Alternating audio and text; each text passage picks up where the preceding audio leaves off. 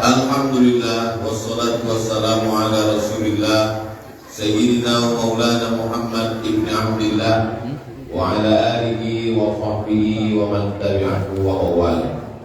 Subhanaka la ilma lana illa ma 'allamtana innaka antal alimul hakim. Rabbi shrah li sadri wa yassir li amri wa hlul 'uqdatam min lisani yafqahu qawli. Ambo tidak pakai masker sebab kalau mau pakai masker khawatir panitia salah-salah. Sebab ukuran baju sama dengan Pak Bupati. Yang sama-sama awak hormati Bupati Kabupaten Bengkulu Kota, Bapak Haji Saparudin Datuk Bandaro Rajo. Mudah-mudahan sehat walafiat panjang umur. Amin. Bapak-bapak, ibu-ibu, alim ulama, sudah pandai, ini mama, nan godang dari sobi golau, nan ketik dari sobi namo, insya Allah semua yang hadir ini dimuliakan Allah Subhanahu Wa Taala. Tadi kami sampai ke masjid, masuk langsung sholat sunat. Sholat sunat apa yang Ustaz laksanakan tadi? Sholat sunat qabliyah subuh. Mestinya tahiyatul masjid dulu. Setelah tahiyatul masjid baru qabliyah. Tapi dek terlambat, maka langsung saja qabliyah. Kalau yang dilaksanakan tahiyatul masjid tidak dapat qabliyah. Tapi kalau dilaksanakan qabliyah otomatis dapat tahiyatul masjid. Ambo ulang sekali. Kalau yang dilaksanakan tahiyatul masjid tidak dapat qabliyah. Tapi kalau dilaksanakan qabliyah dapat tahiyatul masjid bagi nan terlambat. Tapi jangan gara-gara ikut terlambat tiap pagi.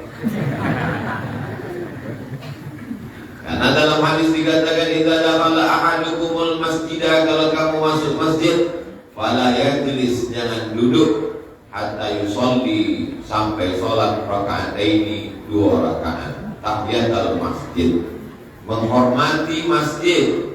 Maka masjid yang tempat awak bersujud tadi nanti akan bersaksi di hadapan Allah, Abdul Somad sudah sholat di masjid Raya dan Maulah. Kamu dong itu sate.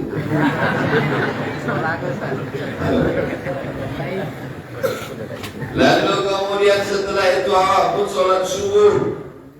Ambo diminta pula menjadi imam. Ambo sebenarnya kalau sholat di masjid manapun sogan untuk maju jadi imam. Kenapa? Ambo takut kehadiran ambo merusak hati jamaah. Sebab ambo tak tahu tradisi dan ada di masjid itu. Walaupun sama-sama benar, apakah di masjid itu bismillah nyusir atau jahar, apakah di masjid itu pakai kunut atau tidak, apakah di masjid itu zikir nyusir atau jahar, apakah di masjid itu pakai doa bersama atau doa surah-surah. Tadi diminta, tidak tahu sampai seakan bertanya, tidak tahu akan itu dari bertanya. Ustaz silakan maju, ikut sila punya, ikut dulu. Ya maju saja dipersilakan. Jadi kalau ambo pernah ceramah di Masjid Muhammadiyah selama 2 tahun di Pekanbaru, sekali pun ambo tidak pernah maju jadi imam. Sebab apa? Sebab ambo tahu Muhammadiyah bismillah nyusir, selesai sholat zikir nyusir, selesai zikir doanya masing-masing. Tapi kalau ambo jadi imam di masjid dekat rumah ambo, maka ambo baca bismillah jangan. Bismillahirrahmanirrahim. Setelah sholat ambo pun berzikir jangan. Astaghfirullahaladzim walladzi la ilaha illa huwal hayyul qayyum wa atubu ilaih. Sebab dalam mazhab Syafi'i dianjurkan bagi makmum untuk berzikir jahar, mengajar imam berzikir jahar untuk mengajar makmum. Tuh apa yang Ustaz mengajar makmum? Makmum kan kalau tahu zikir itu bunyinya. Mungkin ada mu'alaf yang baru masuk Islam. Tidak ada mu'alaf sih kok. Sadanya kami ke Islam yang lama. Mungkin Islamnya lah lama, tapi sembahyang subuhnya baru kini. Kami sembahyang subuh memang baru kini, tapi bacaan itu kami dah tahu lama. Mungkin bacaannya lah tahu lama, tapi lupa. Sebab imam sebelum sholat selalu menyampaikan sawus subuh, luruskanlah sholat. Fa inna taswiyatas subuh min tamamis sholat. Lurusnya sholat adalah bagian dari kesempurnaan sholat. Dari kete awak lah tahu itu. Makanya diulang-ulang imam setiap maju. Lama mulai beli banyak masjid sampai aku sembahyang belum pernah mendengar imam menyebut jamaah saya tidak menyuruh meluruskan sholat karena kalian sadarnya lah tahu. Maka diulang-ulang dari hafal kaji karena diulang pasal jalan dek dilalui. Lalu kemudian setelah berzikir ditutup dengan zikir yang paling utama, afdhalul zikri fa'lam annahu la ilaha illallah. Supaya apa? Tabiasa lisan awak, tabiasa telinga awak, supaya awak mati dalam keadaan la ilaha illallah. Itu dan awak dangan, itu dan awak sabui, itu dan awak ingat, itu dan awak kanan.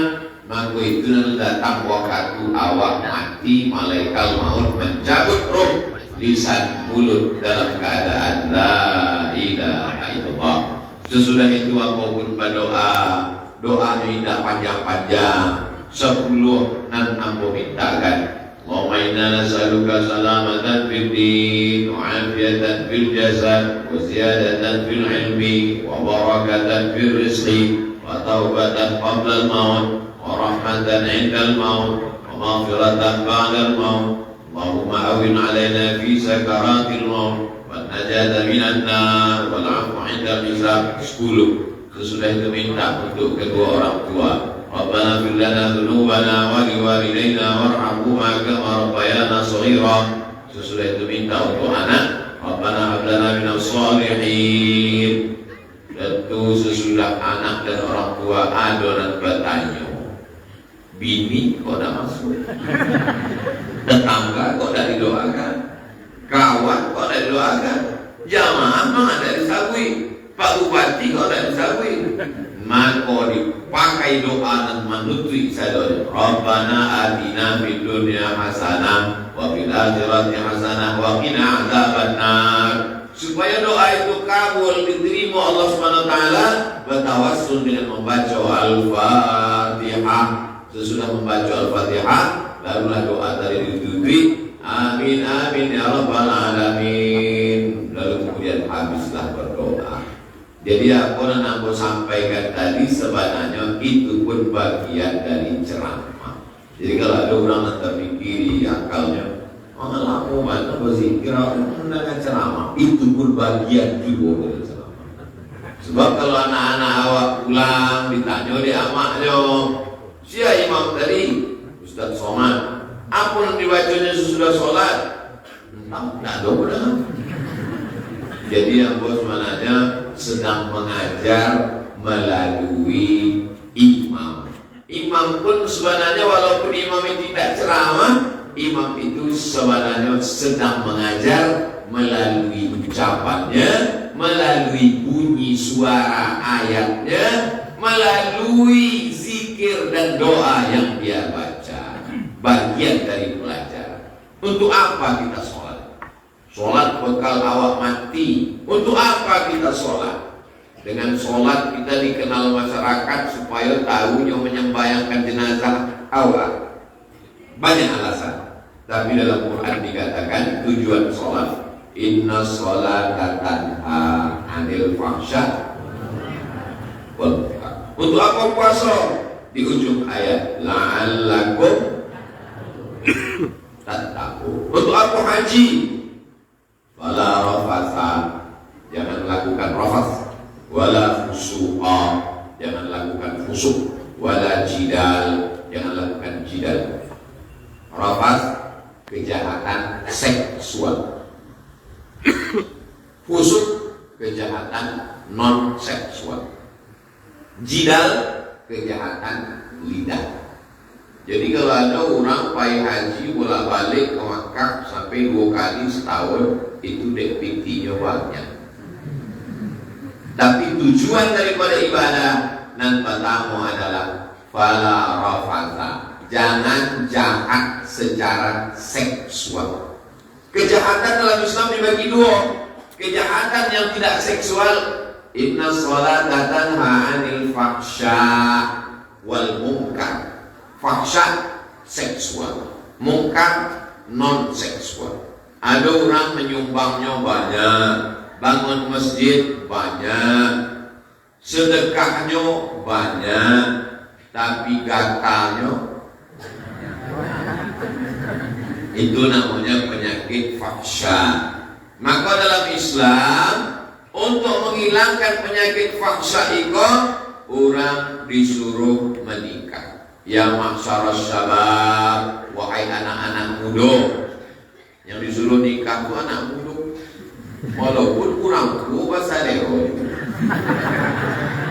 Ya masyarakat syabab, wahai anak muda, man istata'a minkumul ba'ah, siapa di antara kamu yang sudah ba'ah, falyatazawwaj, maka menikahlah. Dulu waktu ambo kuliah di IAIN sebelum ke Mesir, ada dosen ambo namanya ndak lus bulik Sabrina.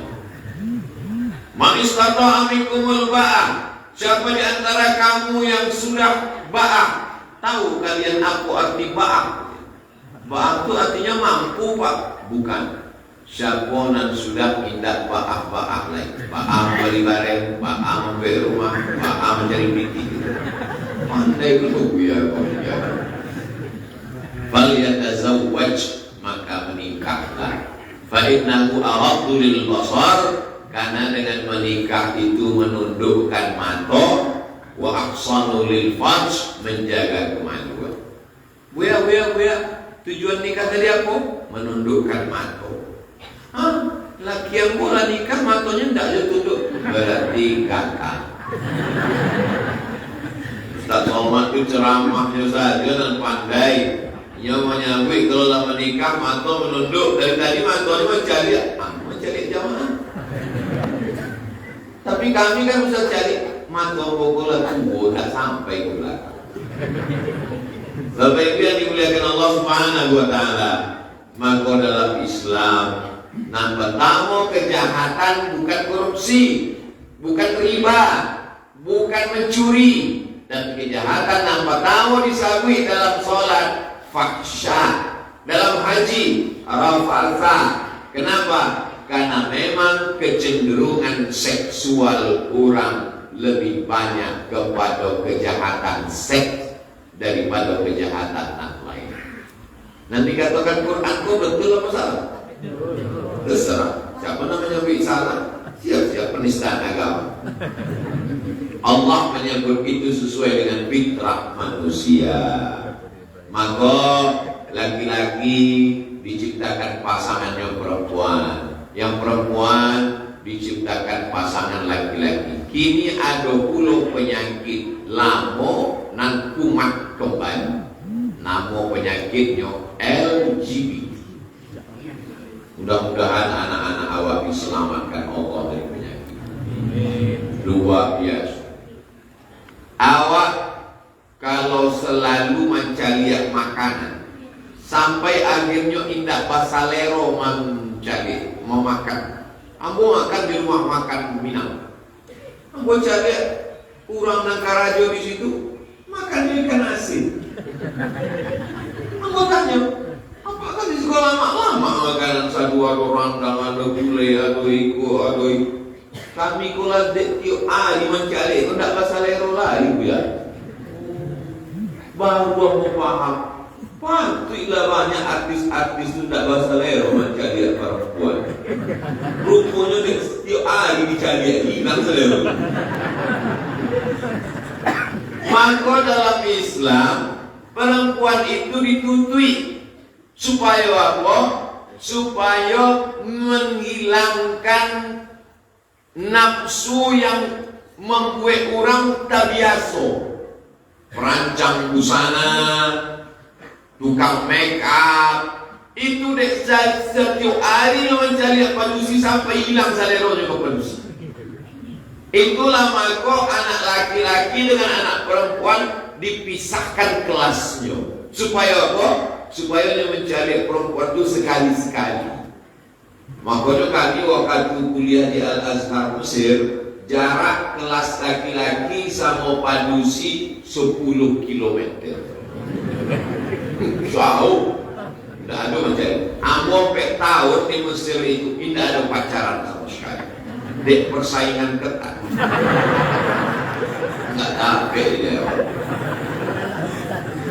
Begitu. Jadi gini anak-anak laki-laki padusi sekelas Basamo dari TK. Waktu ditanya yang padusi bertanya, kamu naksir enggak dengan aku? Ya udah kita berteman aja. Itu bahasa halus menolak. Maka dikhawatirkan terjadi penyimpangan seksual. Nauzubillah. Islam mengatur itu dari kata muru auladakum bis shalah, suruh anak kamu sholat.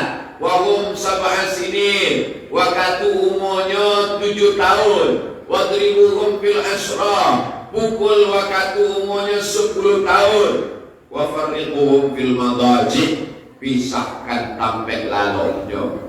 Anak laki-laki, anak perempuan 10 tahun tidak boleh lagi satu kamar, satu kasur, satu tempat tidur.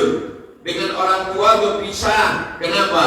Karena ada hal yang dijaga oleh Islam. Islam tidak hanya sekedar cerita tentang Tuhan, tentang malaikat, tentang nabi, tentang mati, tentang surga, tentang neraka.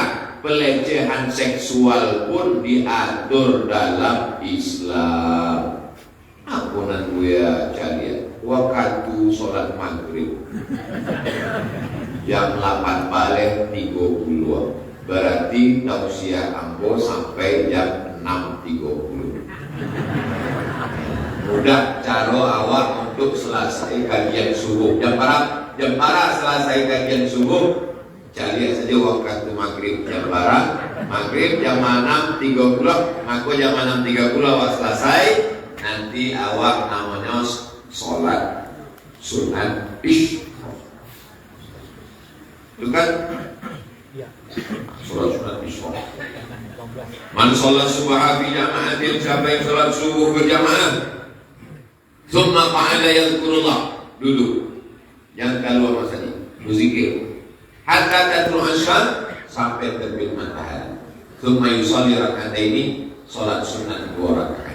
Kanat lahu ka'ajri hajatin wa umrah, dapat pahala seperti haji dan umrah. Ambolah 2 tahun dapat. Januari 2020, inilah bulan Maret 2022. 2 tahun 2 bulan dapat ke Makkah. Dek apa? Dek takwid cucu hidung. Naik pesawat, turun pesawat, masuk hotel, keluar hotel, ke Madinah, keluar Madinah, ke Makkah, keluar Makkah, balik sagadang terowongan Mina itu. Awal PC. Boleh nggak bisa pintar orang lain.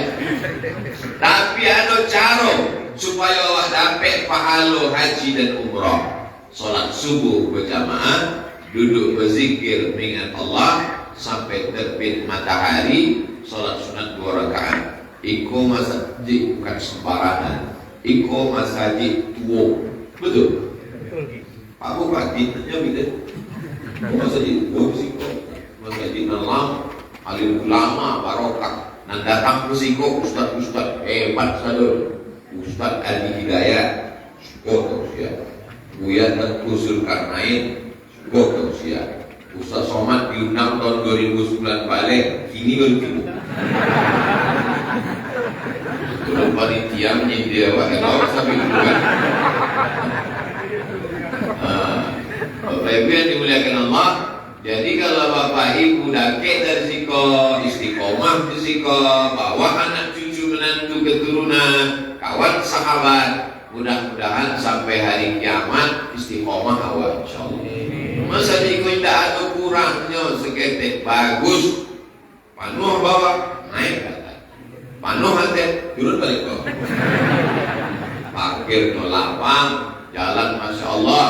Tadi sebelum sampai ke masjid kok awal-awal mau jadi banyak orang, dalam macam wah jamaah kok. Mungkin Pak Bupati tahu langsung dijawab ikut antri solar. Lalu sudah itu tak lama, manu katanya aku antri dulu ya. Oh ikut dah pada kayak Mas Haji. Manu jamaah melimpah kuat, sambil turun, masya Allah, tabarakallah. Jadi untuk apa wak sholat subuh itu? Allahumma barik li ummati fi bukuriha, berikanlah umatku itu berkah nan paling banyak dapat barokahnya nan paling awal jago lalok subuhnya. Jadi rupanya se-Asia Tenggara kok Thailand, Filipina, Malaysia, Brunei Darussalam, Singapura, Indonesia nan paling maju ekonominya Singapura. Dan setelah diteliti nan paling awal jago laloknya Singapura. Orang itu jagonya jam 3. Awak jam 3 tu baru lalu. Kalau jam 3 lalu, tidak akan terjago jam 5 sholat subuh. Pasti jam subuhnya menyambung dengan duha. Maka nenek moyang awak pun sudah menyampaikan, sampai jago, jangan sampai rasaki awak dimakan, rasaki dipatok ayam, dimakan kucing, diterkam musang. Tapi tidak dapat itu awak seketika. Begitulah Islam mengajarkan kita bagaimana supaya di awal-awal bangun. Tadi malam Pak Bupati sampai jam sabale lewat. Pulang dari Bali, Jakarta sampai ke Padang, baru ke 50 kota, menyambut tamu pulau jam balik dalam bayangan ambo. Nampaknya besok telah logo sampai sudah terjago duluan sampai. Kurang kalau lah terbiasa disiplin bangun pagi, maka alhamdulillah. Makanya nan cerdas kini itu handphonenya bangun pagi, namanya smartphone. Handphone tiap pagi terjago, kurangnya tidak. Masyaallah. Bapak Ibu yang dimuliakan Allah Subhanahu Wa Taala, kenapa kita disuruh bangun pagi? Karena untuk menghindarkan dari penyakit stroke ringan, peredaran darah dalam tubuh. Aku kalau terlalu panjang yang menceritakan sampai dokter pun bingung. Kata dokter, rasul-rasulnya kami tak aku lagi ikut sih. Dokter namanya Bu, bangun pagi kita lebih segar, mandi. Karena waktu kita tidur keluar cairan dari celah pori-pori. Makanya kadang mengeluarkan bau asam yang tak enak. Keringat yang wangi itu cuma keringat Nabi Muhammad SAW. Dicium tapak tangannya di Anas bin Malik. Aku cium tapak tangan Nabi. Atyabu min rihil miski, lebih harum daripada semerbak kasturi. Ustaz Somad Padang waktu salaman di aku cium sampai ke rumah wangi. Minyak wangi setengah botol. Lalu kemudian gosok gigi pakai siwak. Ambo di koper ada siwak, pakai itu siwak. Nabi sampai meninggal dunia dan terakhir waktunya dipangku oleh Sayyidah Aisyah. Nabi itu waktunya meninggal sakaratul maut di pangkuan Aisyah. Tidak ada yang mengecek tatapan matanya. Aisyah tahu apa yang diinginkan Rasulullah. Kejar Rasulullah ambilkan siwak. Tanpa yang mengecek, ambil ikan siwak. Lalu diambil ikan siwak, lalu dihaluskan ujung siwak itu oleh Aisyah, dikasihkan ke Nabi. Maka air liur terakhir yang masuk ke mulut Nabi adalah bekas dari mulut Aisyah. Istri yang solehah, yang sama dengan suami lama, tahunya dari tatapan mata sebelum dia. Ibu kan gitu juga selalu apa ya? Ambilkan najis. Bapak-ibu Allah Subhanahu wa ta'ala. Rasul sallallahu alaihi wasallam, laula an asyqa ala ummati, kalaulah tidak berat bagi umatku, tak menyulitkan, tak menyusahkan, la amartuhum bisiwak, ambo suruh mereka bersiwak, menggosok gigi inda kulli salat, setiap mau salat. Subuh siwak, duha siwak, zuhur siwak, asar siwak, maghrib siwak, isya siwak, tahajud siwak, 7 kali sehari semalam. Maka gigi yang paling bersih adalah gigi orang Amerika yang punya ajaran awak. Maka di Mukomol, di Pekanbaru, Ambo Cari ada baleho gadang panah, ajar anak Anda gosok gigi 3 kali sehari. Raso-raso ingin namun naik gateh membawa pilok spidol, kurang ampek lain. Awak diajarkan 7 kali sehari gosok gigi. Jadi Islam itu adalah agama yang datangnya 1400 tahun yang lalu, tapi sampai hari ini diamalkan oleh orang modern justru kurang dari semestinya. Yang mau sampaikan itu kalau didengar dari orang itu kan apologi, pembelaan diri. Orang Islam membela ajaran agamanya sendiri. Nanti anak-anak awak mendapat menjalihkan itu. Mengapa mesti bangun pagi? Mengapa mesti mandi? Mengapa mesti gosok gigi? Mengapa mesti ini 5 tape, masuk ke mall cuci tangan, masuk rumah cuci tangan, masuk kantor cuci tangan. Kita sudah diajarkan sejak zaman dulu cuci tangan. Mungkin ibu masih ingat waktu anaknya pulang dari sekolah minta, mama, tolong siapkan besok pagi gayung dengan sabun. Kenapa? Kata ibu guru, besok hari cuci tangan nasional. Awak bangun subuh, idza staiqadha ahadukum min naumihi, kalau kamu bangun subuh, fala, jangan masukkan tangannya ke dalam bejana. Kenapa? Li'annahu la yadri aina batat yaduhu, karena dia tak tahu tangannya tadi malam nginapnya di mana. Sebab apa? Tangan mesti suci, bersih. Sebelum sholat, wudu. Sebelum wudu, idza qumtum ila shalah, kalau kamu mau salat, fagsilu wujuhakum, basuh muka, wa aydiyakum ila marafiq, tangan sampai siku, wamsahu bi ru'usikum, kepala, talingo usah, wa arjulakum ila al-ka'bayn, kaki sampai mata kaki. Air mesti masuk ke dalam, digosok. Tak boleh ada yang tak kena air, walau sebesar beras. Tak kena air, batal wudu. Kalau batal wudu, sholat mesti diulang. Assalamualaikum warahmatullahi. Assalamualaikum warahmatullahi. Berbisik jamaah. Kamu tak berani ketik jamaah. Akulah sampaikan ke imam. Sampaikan Pak Imam. Yo, yang tersinggung ya Pak Imam. Yo, tumit Pak Imam karena cek. Rupanya kan Idul Fitri Pak Imam mengecek pagar rumah karena itu mitnya. Dan muka nampak, dan belakang lupanya ngasih bensin. Akhirnya apa? Sagadang ujung kalingkian indah kanai air wudhu batal. Kamu mahasiswi kenapa pakai kutek? Tidak sah wudhu kamu. Kecek ambo berang ke mahasiswi. Ambo cari bukunya hitam. Lupa, ini bukan kutek. Apa itu? Ini black henna. Oh, rupanya dulu gini namanya black henna, pina hitam. Dipakaikan ke kuku bukan kutek. Oh, kecil. Cuma masalahnya kuku kok panjang. Kalau kuku kok panjang, ujungnya kok tidak kanan air wudhu. Maka waktu potong kuku, Jumat pagi dipotong.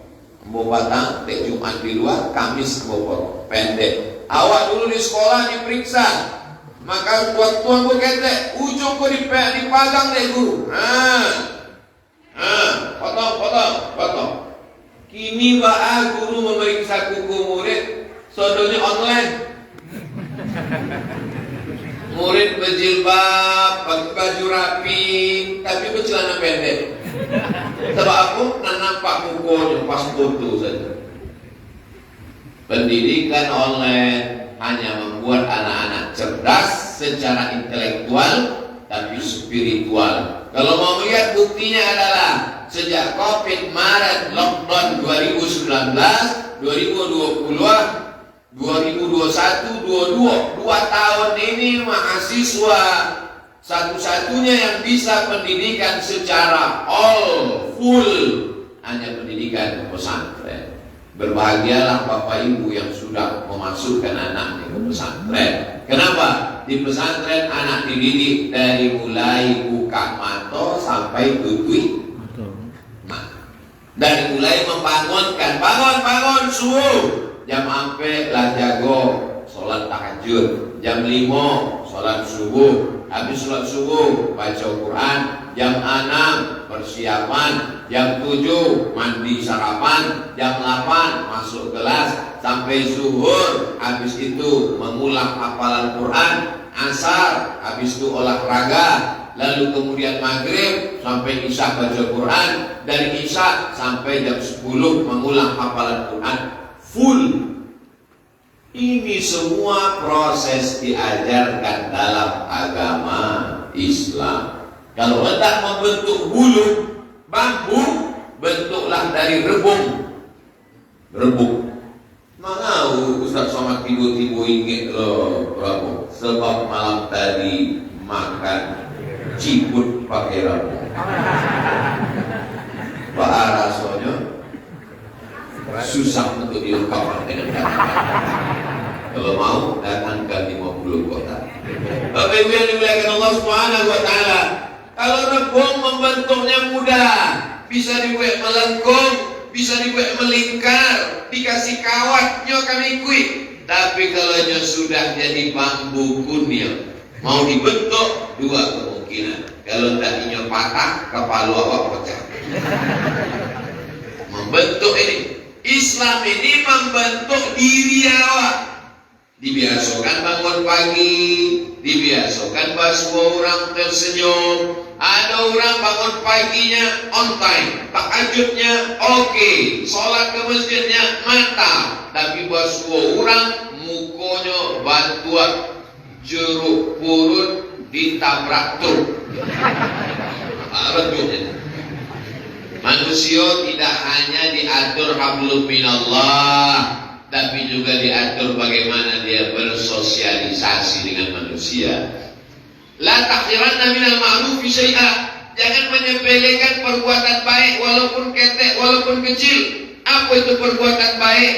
Antul qiya akhaka biwajhin talqin. Jumpa dengan orang wajahnya cerah. Jumpa dengan orang wajahnya cerah. Ini namanya ibadah-ibadah. Selamat yang pertama dari seksual, yang kedua selamat dari perbuatan mungkar, yang ketiga adalah lisan, lidah tidak kasar. Ustaz Somad ini kalau sudah cerita lidah katanya jangan kasar. Iyo sendiri ceramah kasar, tidak pernah ceramah kasar. Selalu menyinggung kami, nah tersinggungnya salah surah. Aku cerita tentang LGBT tersinggung, berarti jual LGBT.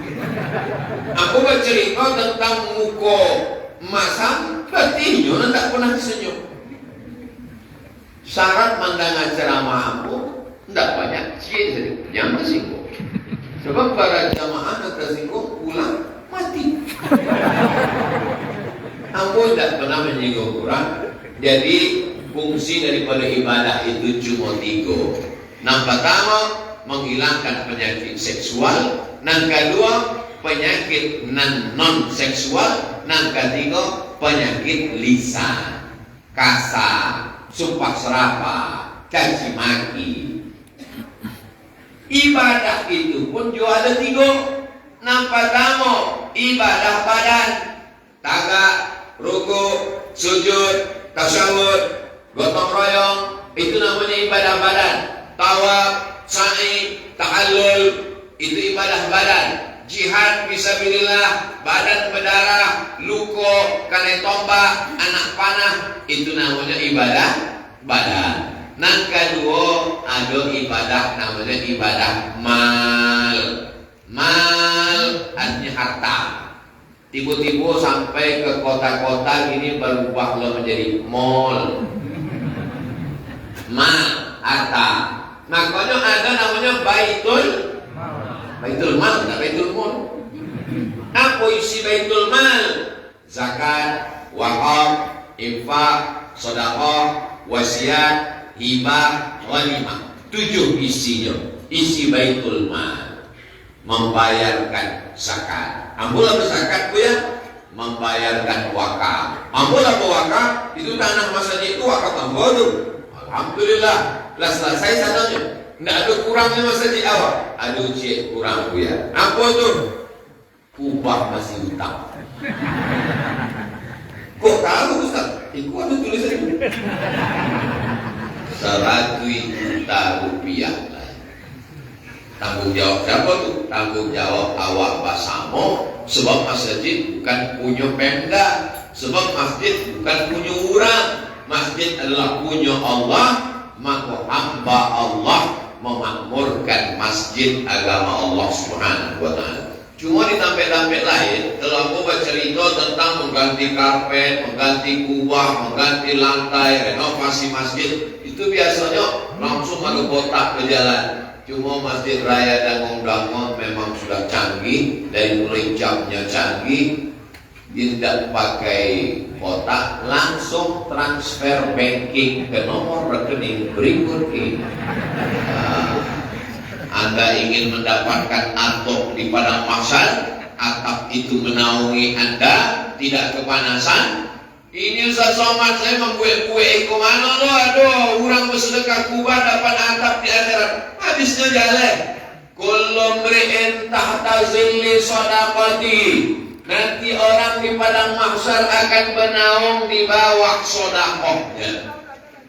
Di mata awak bernaung, sedangkan rumah pun hancur. Wa takunul jibalu kal'inil manfus. Gunung Singgalang, Gunung Merapi tercabut macam bulu kambing dihembus angin. Ambil guntiang, potong bulu kambing, letakkan tapak tangan, ambui.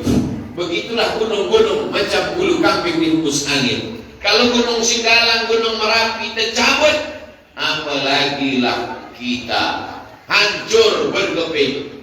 Siapa yang dapat atap naungan? Yang mendapatkan naungan adalah orang yang bersedekah.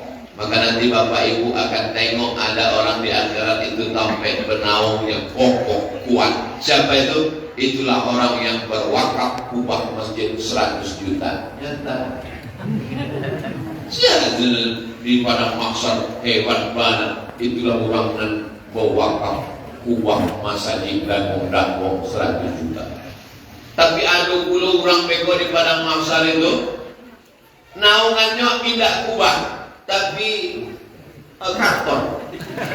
Itulah nampak sedekah kuri. Ustaz Somad kau menyembelihkan sedekah 2.000. Di tempat lain yang mau cari biasanya sampai sedekah itu dibuat kotak. Tapi di Masjid Raya Dangon-Dangon mantap, dibuat kresek tembus pandang. Nah, jadi apa yang masuk nampak lah. Bapak Ibu yang merasa detak jantung agak-agak rasa berubah, sabar. Sebab ada orang biasa kalau cerita masalah jihad semuanya Allahu Akbar. Tapi pas nampak kresek mulai datang.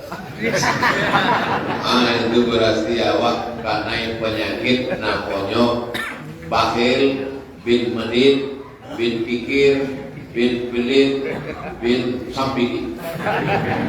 Nauzubillah. Bapak Ibu yang dimuliakan Allah Subhanahu wa taala, nah Ustaz cari blokan jantung mulai tak normal mencari kresek kos ya. Ampun. Kau mulai hilang bahan ceramah. Tapi yang dimuliakan Allah Subhanahu wa taala, setiap pagi Allah mengirim 2 malaikat. Hadisnya ada dalam Sahih Bukhari, Sahih Muslim.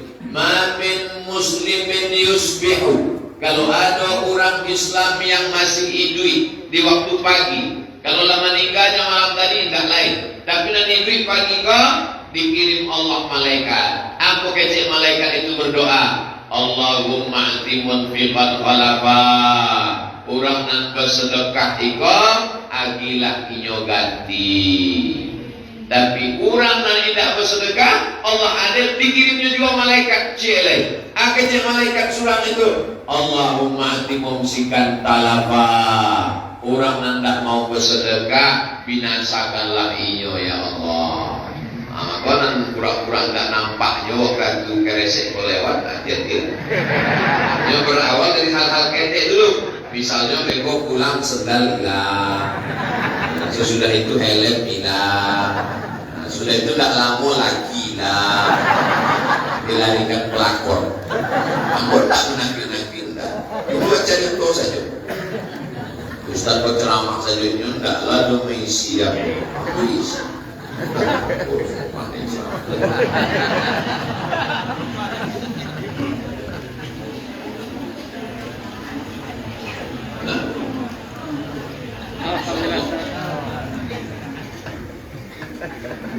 Pantai dulu.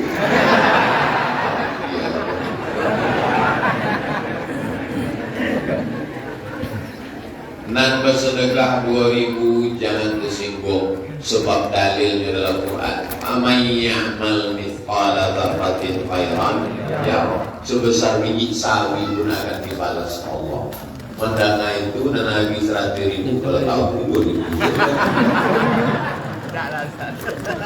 Di dompet awak ada 1 juta, awak masukkan ke dalam kresek 100.000.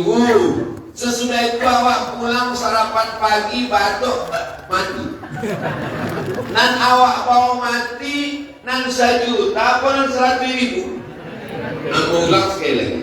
Di dompet awak ada 1 juta, awak masukkan 100.000. Pulang sarapan awak mati, nan awak bawa mati nan 100.000 apa nan 1 juta?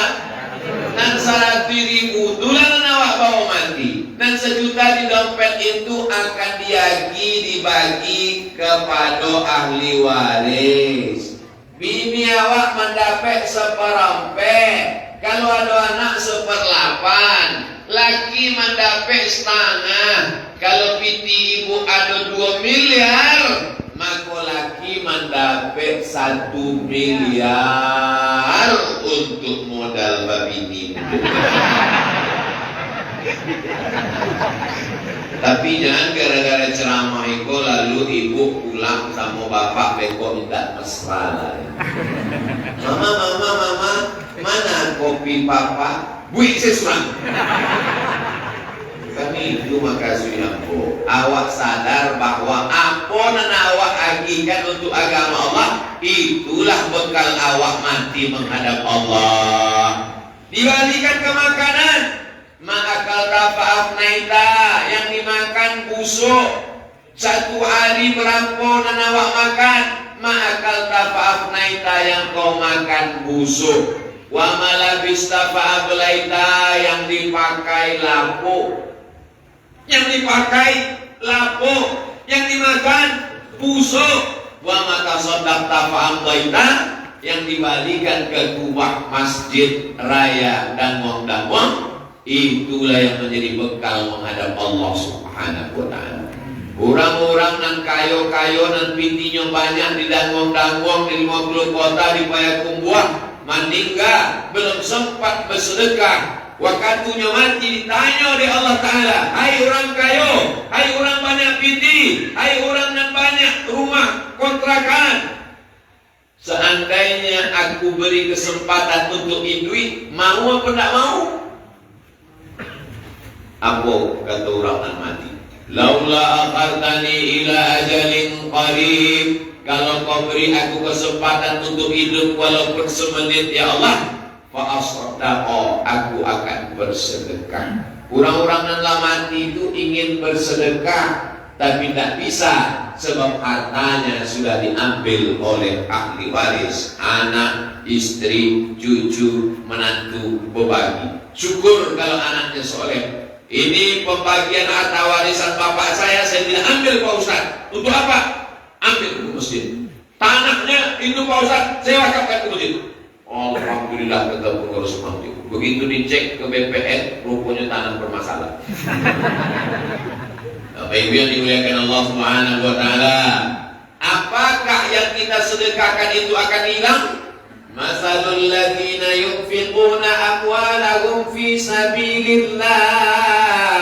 Orang yang bersedekah di jalan agama Allah, kamathali habbah, menanam satu biji, abatat sab'a sanabil, tumbuh 7 cabang. Wa fi kulli sumbulatin mi'atu habbah, dalam satu cabang tumbuh 100. Satu jadi 7, jadi 100, 200, 300, 400, 500, 600, 700. Wallahu yudha'ifu liman yasha.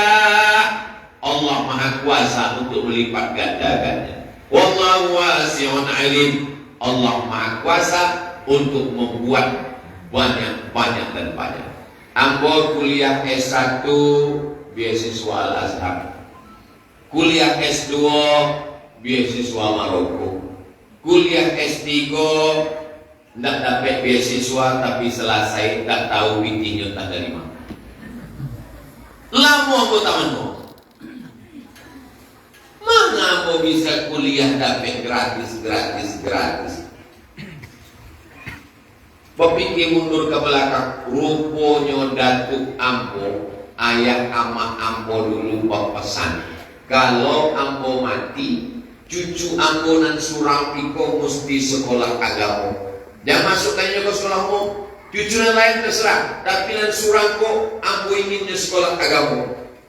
Cucunya lebih kurang 40 orang, tapi nan surang iko keceknya mesti sekolah agama. Kalau Ambo panjang, Ambo menyekolahkan itu. Tapi kalau Ambo mati, itu ada kebun kelapa 2 hektar untuk sekolah ini. Meninggal Datuk Ambo tahun 82, kebun kelapa itu pun mati. Adonan kariang, adonan tumpang, adonan mati dijual deh sama Ambo. Kebun kelapa 2 hektar itu tidak ada membiayai sekolah Ambo. Dibalik di Allah Ta'ala baru Ambo paham. Oh, rupanya Ambo dapat beasiswa itu bukan di Ambo cerdas, bukan di Ambo pandai. Banyak kawan Ambo lebih pandai. S1 dapat beasiswa Azhar, S2 dapat beasiswa Maroko, S3 selesai, masuk PNS 10 tahun, udah juga luar. Dibalas di Allah. Padahal andai 2 hektar itu dihitung tidak cukup untuk sekolah.